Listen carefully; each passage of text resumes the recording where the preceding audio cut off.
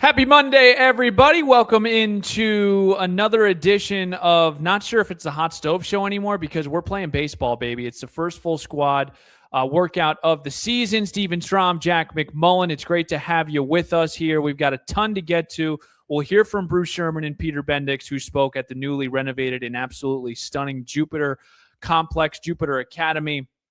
We will also get to Sandy Alcantara, who will be the opening day starter for your Miami Marlins yet again. It's the sixth time. That's a franchise record. We also didn't get to Chris Paddock and John King, some of the newer additions for the Miami Marlins. We'll hear from them as well. But, Jack, I said last week it was a holiday when pitchers and catchers report.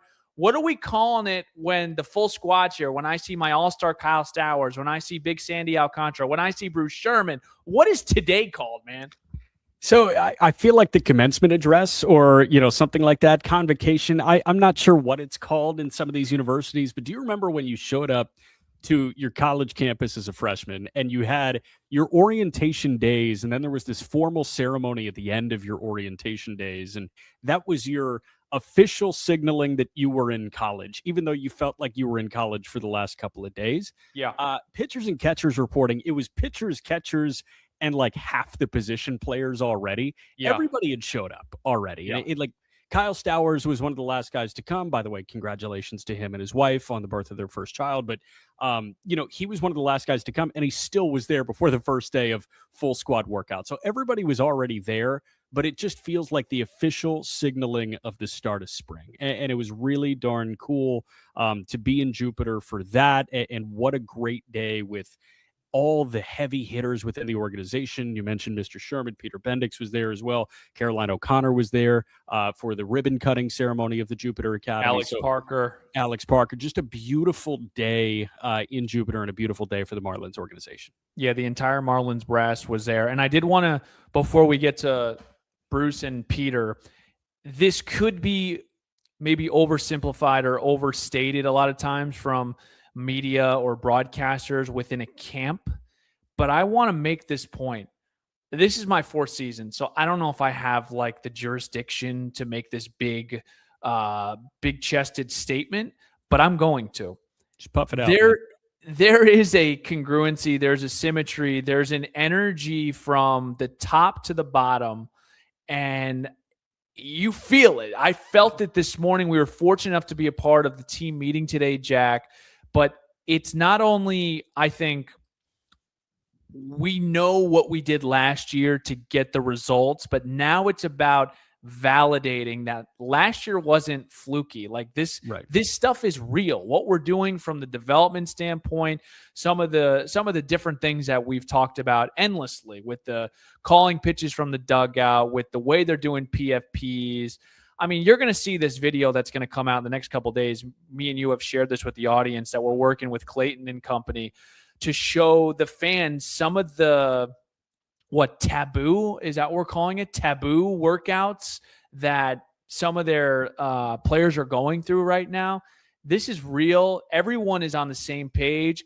There's a belief. And when you have that sort of energy working all together, you better watch out, man. It was awesome today. Yeah, the Marlins are in the business of pushing envelopes, and it seems like they are willing to try really anything as it pertains to getting players better. And that was Peter Bendix's overarching message when he spoke to the media, when he spoke to the team. It was all about getting those guys in big league camp better, and they are committed to doing that. Everybody within the coaching staff is committed to getting all of these players better, everybody behind the scenes as well. It's just amazing what the Marlins have done, and with the proof being in the pudding last year with the AAA National Championship, with 79 wins at the major league level, with improvement in AA, high A, low A, the complex, and the DSL, like it brings up the new school phrase, now we go. The proof is in the pudding. You've laid the foundation. You've seen early results. Now you really push the pace and you figure out how far this thing can go and how good these players can become. So I feel like this is our now we go year. It's always exciting when you get to this point of the year where you hear from the owner, Bruce Sherman, and when you hear from Peter Bendix, two people that you don't see in the limelight all the time. We talk about Clayton McCullough, we talk about Sandy, we talk about Stowers, but the Marlins don't get to 79 wins without Bruce Sherman, and the Marlins don't get to 79 wins without Bruce Sherman hiring Peter Bendix and Peter Bendix being the leader of this organization from a baseball side. Let's get to him right now. Bruce Sherman, Peter Bendix, they did speak in front of just what are we calling it? Are we calling it a statement piece? I think I heard from Peter Bendix. For our visual audience, you will be able to see the backdrop in Jupiter. Make sure to check out our YouTube page as well if you're listening via podcast. Got to check this out. The Jupiter account, it's just stunning. So let's get to it right now. Bruce Sherman and Peter Bendix. So this is our 8th spring training, and it's incredible. Hope many of you have got to see this incredible facility. I think we're the only team that has, this 7-8 year period, have created a brand new Jupiter Academy, have made the major improvements we made in Lone Depot, and this facility, which many of you have seen, is just incredible. The commitment of this ownership group to player development is truly extraordinary, and I'm really proud of everybody who's been involved in it. It couldn't happen without the great folks in Palm Beach County, and it couldn't help with our great team, both on the business side and the baseball side. I want to make sure that everybody appreciates the commitment that the organization has to player development. The commitment we've had this year when Peter, we announced Gabe Kapler is going to be our general manager. I think it's important that you appreciate we just got finished with our discussion with our players and the motivation, how important it is to them to be energized. There are 72 players there, not just a major league camp, and I know it's only going to be a 26-man roster, but the excitement I have. Last year is over. I think we exceeded a lot of your expectations last year, and I hope we continue to grow and develop all the players that Peter and the organization have brought in, that Clayton will motivate, and that we make better each and every day. My optimism extends from what I know we've done on the international draft. We just passed some players you don't even know in the international side, just a group of young pitchers, to the domestic draft, to what we continue to do in development, what we continue to do in trades, what we continue to do in even draft, even beyond trades, in putting money towards new players, of which there are 4 this year. So I'm really excited about all those elements. We're going to have many moments for answering questions. Also, in the aspect of television, I see all the reporters out here. You'll be able to watch all our games. Yes, it's all been reported that the revenues are down from TV.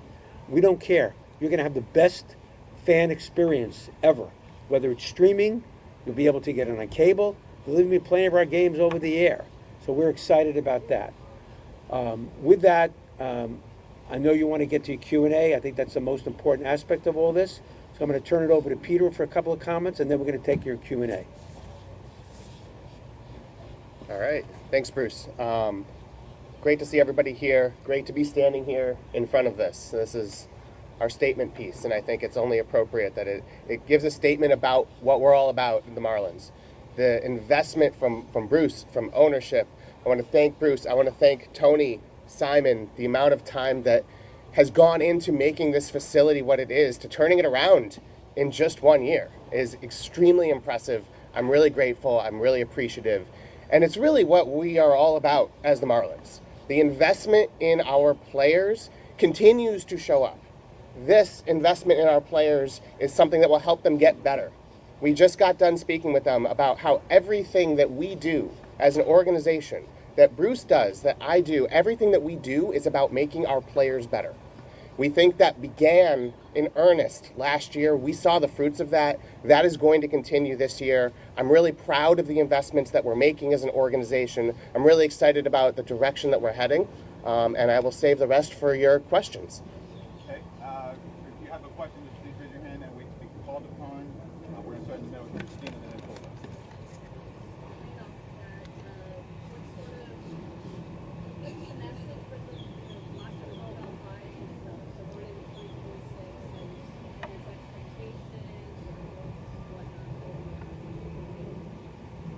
I have extraordinary expectations for the team for next year.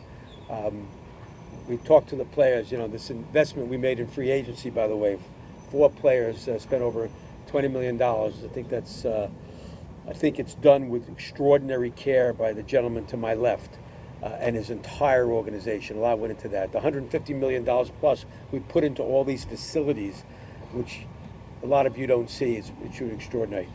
As that relates, our expectations are to be extremely competitive and continue this path to be successful every single year. And success is not measured by the games in September and August and July.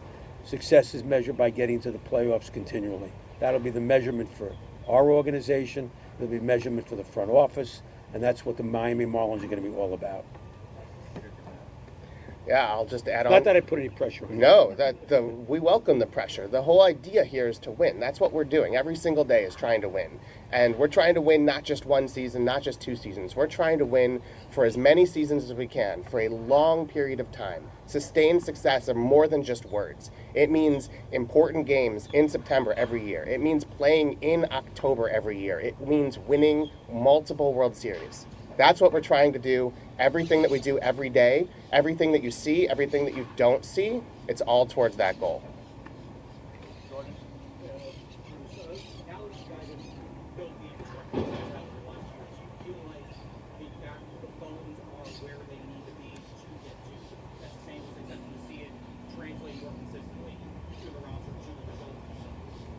Clearly to me, the 72 players that are here and whatever are the best 72 players we've had in the last number of years.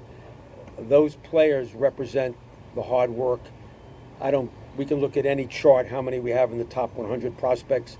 Many of them were here, not all over here. And the roster, all the fellows on the roster last year. So I'm really excited. So all those elements, all the backbones, and even you just saw phase 1. Right over here, you're going to see an indoor pitching and hitting lab. Not a lot of clubs are going to have that. Okay, so as a result, I feel the infrastructure is here. We're going to make improvements everywhere. It's the stuff you don't see. When you combine that with what we're doing internally with player development, I have never been more excited. Don't have too much to add. I second everything Bruce said. I think the infrastructure continues to be built. It's never going to be a finished product. Every team is trying to continually get ahead. We need to continue to innovate. We need to continue to think long term. We need to really always stay on the cutting edge of every single thing that we're trying to do. So some of what we've been doing is trying to catch up, but a lot of what we're doing is really trying to get and stay ahead.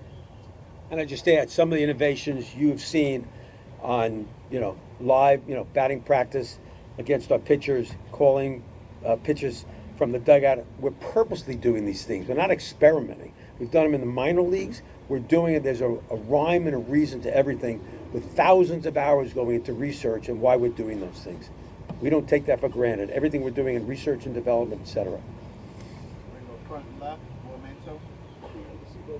It's a question, I guess, for both. I want to start with you, Bruce, on the mention of the commitment to $20 million before making the player sign. How is that going to put, how different is it when other teams around baseball spending $354 million plus on payroll? How do you compete with that when you're trying to add these pieces? They are playing by the rules. There's a couple of teams you mentioned. I understand the rules very carefully. I'm on the executive council of Major League Baseball. First Marlins owner to be on the executive council, by the way. And my only comment is we will do what's requisite given our revenues and given who we are as an organization. And I'm excited. I'm not in this for a profit at all. We haven't taken a nickel out of this in 8 years. We just keep putting money in, okay? And I'm happy to do that, and the ownership group is pleased to do that. We want to win, W-I-N, period. And I want to ask you part of it, though, is that considered there maybe potentially long-term, at least if it's one of your deals?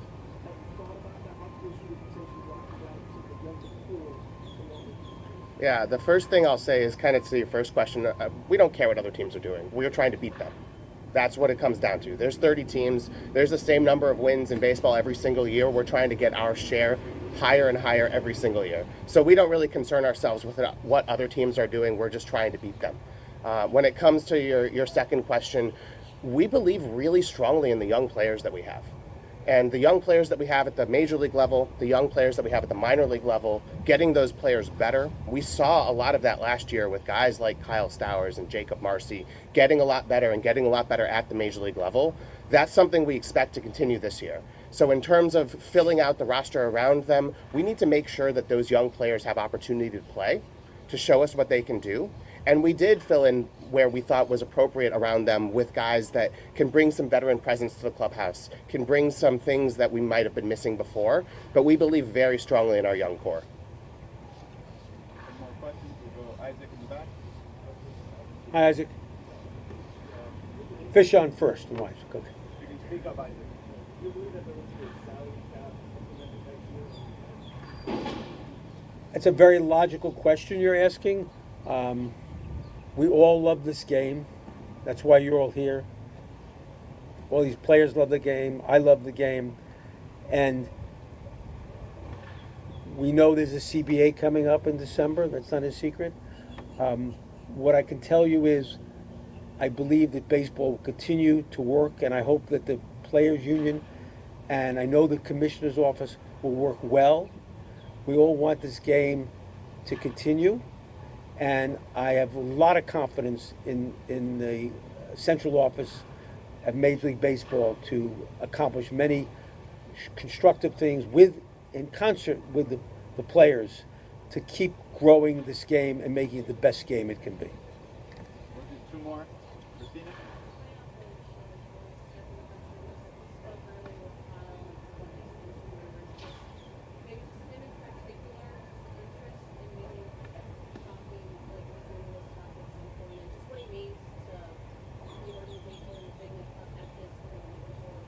Yeah, I'm not going to talk about any possible things or hypotheticals. I will talk about how much Kyle means to the organization. He is a lot of what we stand for as the Marlins. And the way he got better last year at the major league level, that's what we're all about. The person that he is, that's what we're all about. And so it's really exciting that we have Kyle, that he's going to be hitting in the middle of our lineup on opening day. We're really excited about him getting even better. I think there's another layer in there, another level that he can achieve that can help us get to where we want to go. So Kyle's really meaningful. He's a great person to build around. He's a great player to build around. Really happy that he's a Marlin. He'll even do better next year. His wife just gave birth, and we're going to make sure that when his wife and his baby come to the stadium, we embellish the entire family, which matters a lot, and he's going to have a great year. Our expectations are really high for him.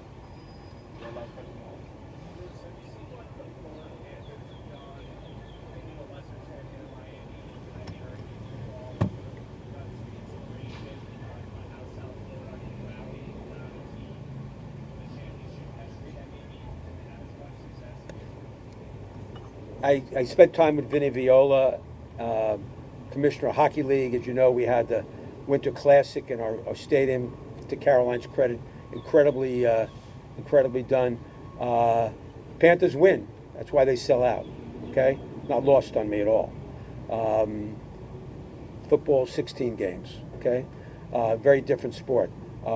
We have to win. We have to be sustainable. We have to have the kind of facilities that are the best in the MLB. We have to have the best players. We have to develop them the best. And we are on a path to do all of that.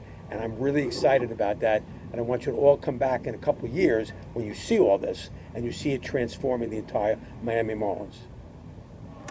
The World Baseball Classic is returning to South Florida, March 6th through 17th, and Lone Depot Park is your home for the tournament's biggest games. Catch the Dominican Republic, Israel, the Netherlands, Venezuela, and Nicaragua in action. Then see which two countries will battle it out in the highly anticipated championship game. It's all happening right here. Get ready to rep your roots and cheer for your country on baseball's biggest stage. Buy your tickets now at marlins.com/WBC.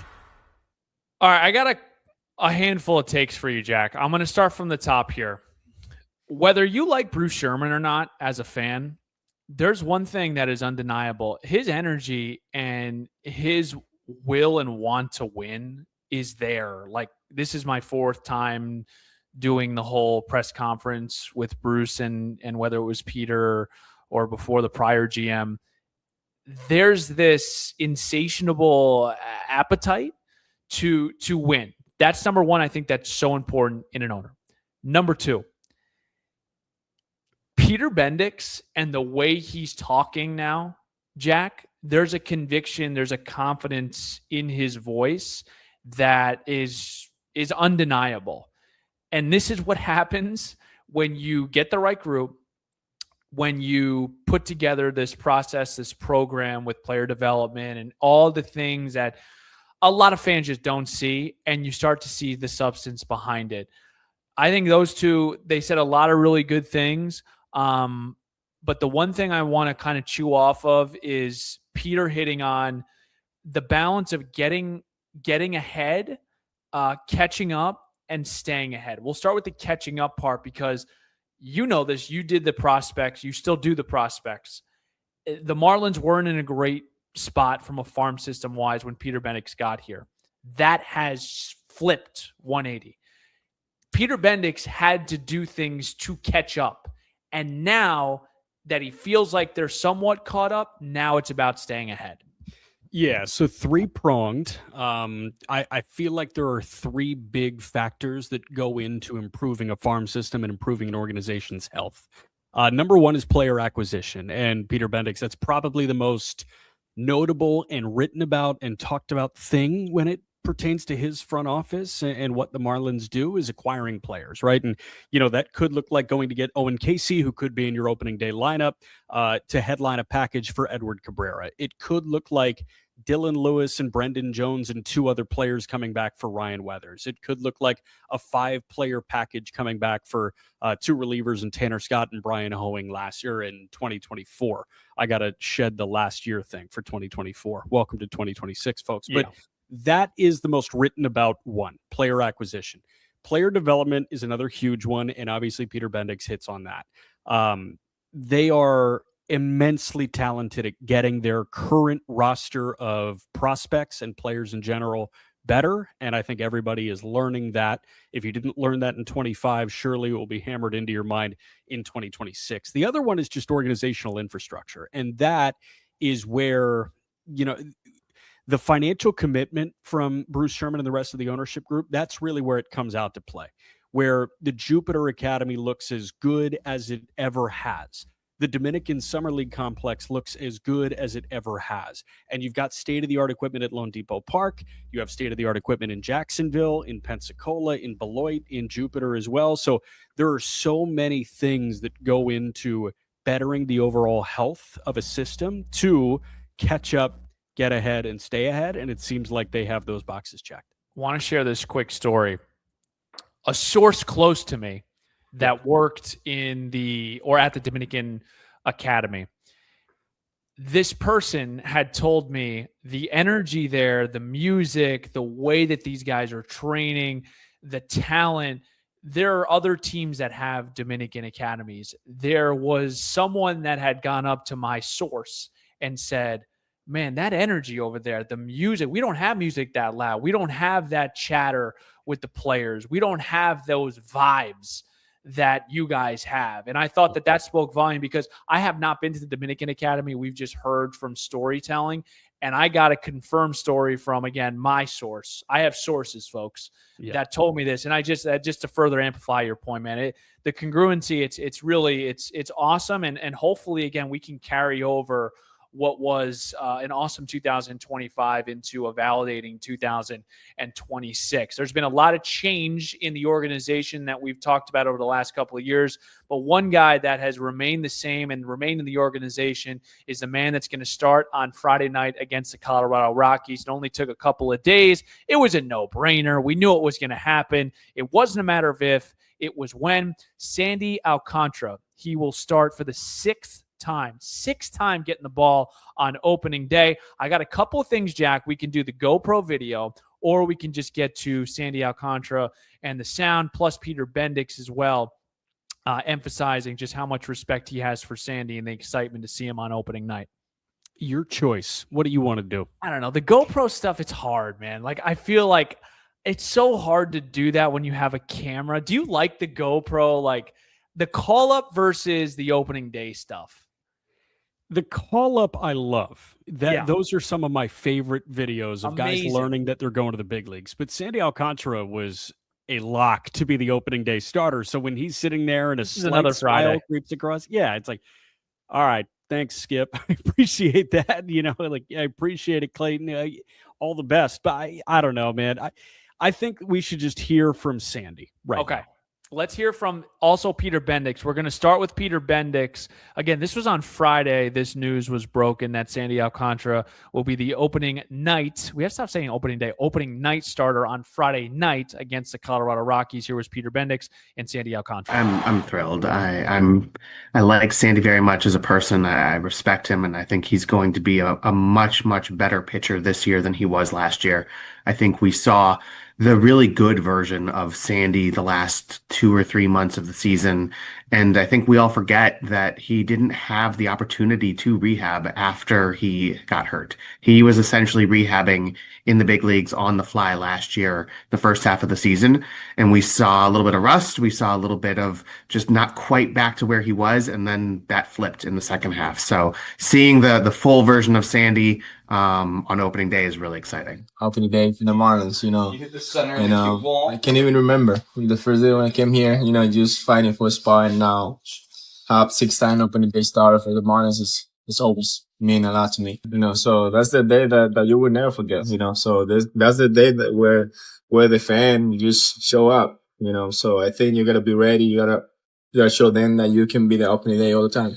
Yeah, it's mean a lot, so I thought last year it's gonna be my last year here, so, but at the end of the day, I realized that I stay for one more year, so, but yeah, made me happy to stay here, made me happy to be out there on the mound the first day, and see the love from the fan, from my teammates, and it's gonna be always a great moment for me and my family. We talked so much about Kyle Stowers and Augustine Ramirez year 2, Jacob Marcy, but this guy pitched to a 3.13 ERA over his last 12 starts in 2025, Jack. I think we're not talking enough about Sandy Alcantara and the way he finished the year and just the excitement of like, what's this guy going to look like? Yeah, I'm excited to see what he looks like at the outset of 2026 because he felt like he had something to build off of going into the offseason. It was not a good year for Sandy Alcantara when you look at the baseball reference page, and in 10 years, people are going to say, oh, what happened to that ERA in 2025? Context matters there, and what he did after the All-Star break, particularly his last 6 to 8 starts, should give him a ton of momentum going into a clean 26. He's the guy I'm most excited to watch pitch in spring training, to be honest with you. Let's go. I feel like Sandy is supremely confident right now. And we saw Sandy touch and feel his way to a 0.0 ERA last And I want to spring. add this too, Jack. Yeah. You obviously did. We did every game. It was one bad inning. It felt like every start, like it would be the Every first single 4 scoreless. And then it was, and that hopefully will be minimized this year, and that will affect the ERA. Yeah, I think this guy's ready to push through the tape in his starts, start by start, week by week, month by month, and over the course of the season. Also, a note, Louis Adio Weiss, who writes for Fish on First, he grabbed his 5 opening day starts, Sandy Alcantara, 28 innings over his 5 opening day starts, a 2.57 ERA, and 13 hits allowed in 28 innings. So this guy steps up on opening day. 2 starts against the Rockies last year, Jack, 3.55 ERA over 12 2/3 against Sandy Alcantara. 6 opening day starts, a franchise record. You can catch him March 27th against the Rocks. 2 other pitchers. It could be a pitcher podcast. Yeah. John King and Chris Paddock. Chris Paddock will share our little snippet of a conversation we had with him. We were obviously at the complex today. We saw Chris Paddock for the first time.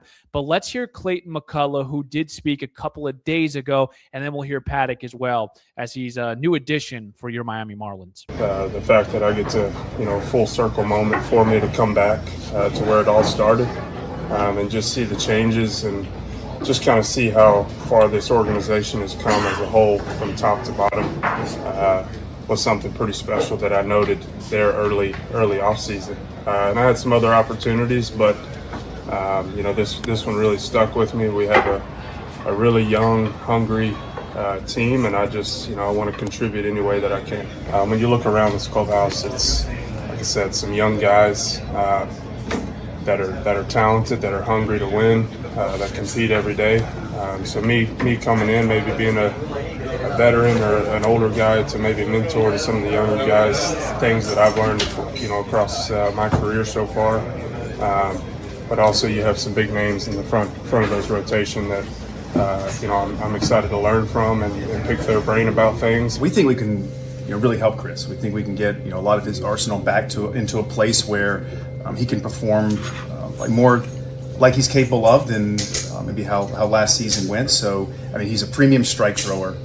He certainly has started a lot of games in the major leagues. So, he gives us a, another, stable arm, we believe, that can fit right into our rotation, and also with, we believe, the upside to help him, perform very well in 26.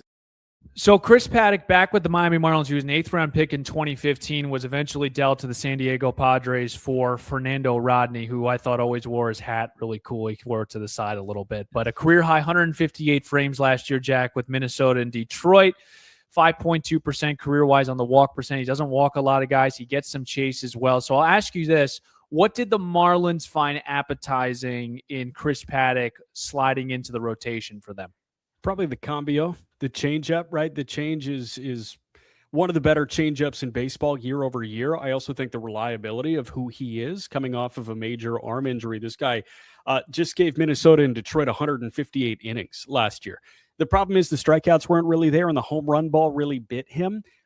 He surrendered in 158 innings, 31 home runs. It is 94 earned runs allowed, were the most in the American League. But it was really his fastball that was getting hammered last year. His changeup was still a good pitch, and that has been a good pitch over the course of his career, even when the Marlins initially drafted him. I think what they see in him is a reliable guy that will, to steal your word, post. Like, he's going to go every 5th day for the Miami Marlins. He has the chance to throw into the 6th or the 7th inning. And this guy, they feel like his fastball shape is something that they can probably improve and get it from, being a dead zone-ish fastball to a fastball that can carry well or can sink well, whichever way they want to go with it. And pairing that fastball with the changeup is probably a recipe to a lot of success for Chris Paddock. So, Jack, give me your starting 5 in the rotation then with Paddock. So it'll go Sandy, Yuri, yes, Meyer, yes, Paddock, and then yes. Who's our 5th, you think? I've got Braxton Garrett, and I have Jansen Junk as his long man / piggybacker. I think Junk and Braxton are sort of kind of interchangeable right now, but Braxton has more big league starting experience, so I feel like he'll get innings 1 through 4, and Junk could get 5 through 8. So did you see Chris Paddock's cowboy boots at his locker? Those were pretty sick. He is from Texas. That guy is true Texan. Chris Paddock, born in Austin, Texas, went to Cedar Park High School in Cedar Park, Texas. That guy is a Texan through and through. And it was cool for Paddock's pitch design session on Sunday. Rob Marcello, the new assistant pitching coach, decided to wear his cowboy boots to commemorate the moment of his first pitch design session. So how about really that? Cool. I'm looking forward to watching Chris Paddock this season. Another guy I'm looking forward to is a southpaw out of the bullpen for the Marlins, which has been a hot topic for Clayton McCullough. He's been peppered by the Jackals about when are you going to sign a left-handed reliever, or who's going to be your lefty specialist when Juan Soto or Francisco Lindor or Bryce Harper rolls up to the plate in the 8th inning. We may have gotten our answer. John King. Let's hear from Clayton a couple days ago, as well as John King, as he has inked a 1-year deal with the Miami Marlins. It's a really exciting young group, and so just meeting with the team and their vision of just wanting to win, just really enticed me to be a part of this, and they showed a lot of interest in me too, which is awesome. It was fun to go through that process, and I'm excited to be here. The pitching side here is, amazing. I know the hitting side is too. But just what they were talking about in the meeting and stuff, and there's kind of what my agent kind of knows Peter and some other guys in the front office, Gabe. And he was just man, I think it'll be a really good spot, and I think they can really help you. I think that you have a lot of like untapped potential, and so I'm excited to try to tap into that. And this guy, he throws a ton of strikes and keeps the ball on the ground. As always, suppress slug and damage. And another one that we feel that our group can maybe help get a little maybe more miss versus left. And he's always going to have the ability to get the ground ball. And he's a great dude. And in talking with him and getting to know him, I think he's going to fit right in well with us, and someone that will be ready to go take down any situation. And again, going back to the premium ability to fill up the strike zone, keep the ball on the ground, limit damage. Those are all really important things for guys out of the pen. God, I love our manager's vernacular. Suppresses slug. Get me a guy that suppresses slug. So John King, 4 seasons with the Texas Rangers, 3 seasons with the St. Louis Cardinals. If you look at his baseball reference, you're like, holy buckets, 2023 with St. Louis. Even though it was 20 games, 1.45 ERA, he follows up in 24 with 56 appearances, a 2.85. Down year last year, 4.66. One thing I can tell you, Jack McMullen, this guy can keep it on the ground, 60% on the ground ball rate. That's good for 98th percentile. What is Daniel Moskis identifying with John King? So the ground ball thing, like, it's hard not to identify that. And you mentioned 61% ground ball rate in his career. 98th percentile major league average ground ball rate is about 42%. So he's about 20% better than your major league average in terms of rolling ground ball. It's a bowling ball sinker. Like, the arsenal has to be kind of belt and below, and the fastball has to get on you a little bit quicker or a little bit slower than your standard, and it also needs to sink and run a little bit and just avoid barrels. Hitters and major league hitters can tailor their swing to really lift any pitch. So you need to have a fastball or a secondary offering that is getting on guys a little too quick for them at the bottom of the zone, or getting on them a beat later than they would expect. And that's kind of the John King approach. The interesting thing is Clayton McCullough mentioned that they feel like they can get more whiff against left-handed hitters from John King.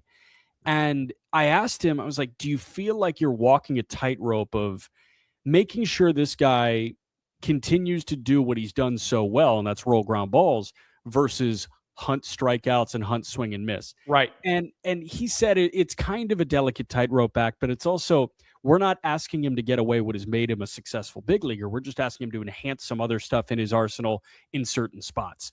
There are going to be situations where a ground ball doesn't really help you, and you're going to be facing guys where they don't really hit the ball on the ground. Like Juan Soto, at times, he can go 2 weeks at a time where he's not hit the ball on the ground. There are times where he hits the ball on the ground all the time.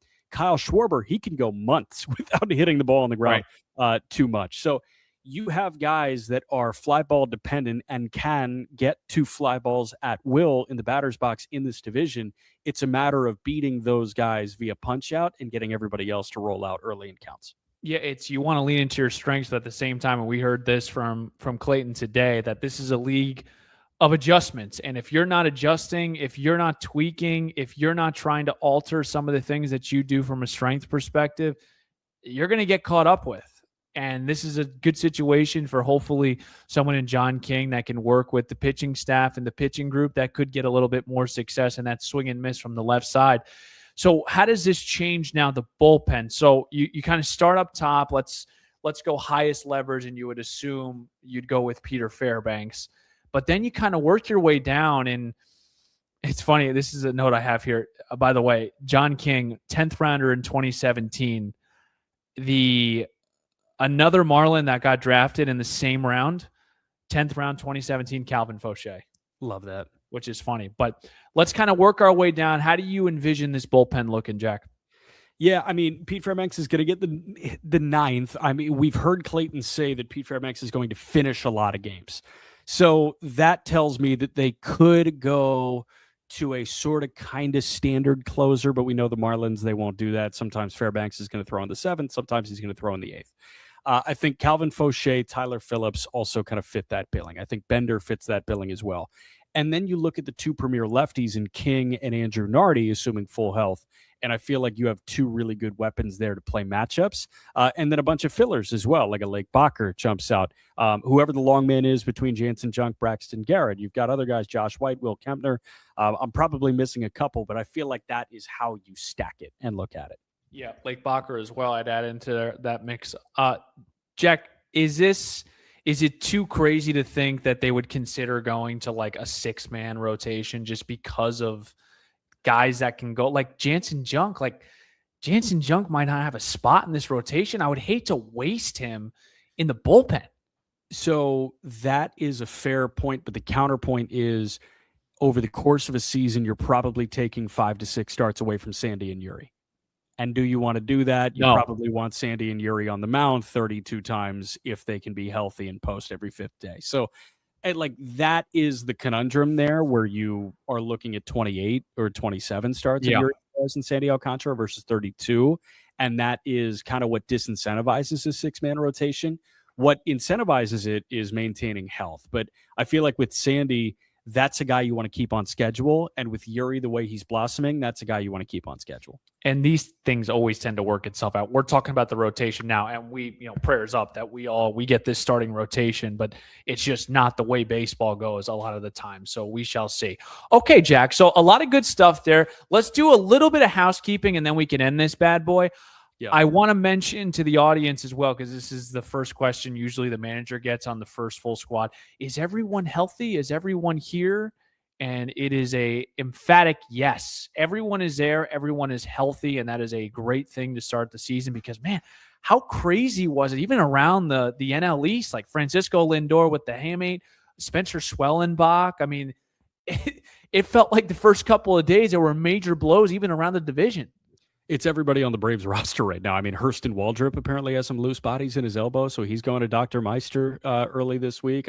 It's really brutal because this is almost always a slap in the face. This guy's hurt. This guy broke a hamate. This guy tweaked something. And it feels this like it's guy contagious. Yeah, I mean, it's crazy, and it's the first time that everybody is together in the same setting, so that is why you get all these updates when pitchers and catchers report and when full squad workouts do begin. But it's kind of nice to be the team that doesn't have to deal with any of that right now. And to your point, Clayton was asked right away, and I couldn't see a smile on his face, but it was a quick answer. Yeah, everyone's healthy. Everyone's here. So that was really nice to see. Any more A-section stuff that we need to get to, or do we got a little more housekeeping? We'll talk to you guys Saturday. Yep. We're ready to go. We are ready to get up to Port St. Lucie. Should be an exciting day. First game as always. Just amazing to get into it because the first couple of days of spring training, it's great to see everyone. Then you kind of get into the vigors of different stations and you're just like, all right, like you're starting to get that itch. It's always fun. So Saturday should be a good time. You're going to be shooting your content as well with Clayton McCullough. We're going to have our first release. I'm thinking on Thursday with the manager. We got PFPs. So I'm excited to share that with the audience. But I think up to that point, you're in Jupiter. You're ready to go. We got the equipment up there. Yeah, I'm ready. So I actually wrote 184 games in 218 days. Nice. And that's not counting postseason. No, that's ball, man. I'm excited for ball season. This is going to be really fun. All right. Very good, Jack McMullen. We'll talk to you on Saturday. Thanks, everyone, for listening. Apple Podcasts, Spotify, YouTube. Big thanks to the Marlins as well for retweeting this. We will talk to you Saturday. More news to come this week. Baseball is right around.